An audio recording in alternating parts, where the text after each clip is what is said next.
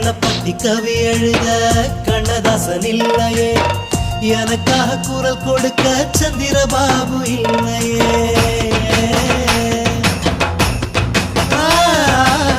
என்ன பத்தி கவி எழுத கண்ணதாசன் இல்லையே, எனக்காக குரல் கொடுக்க சந்திரபாபு இல்லையே.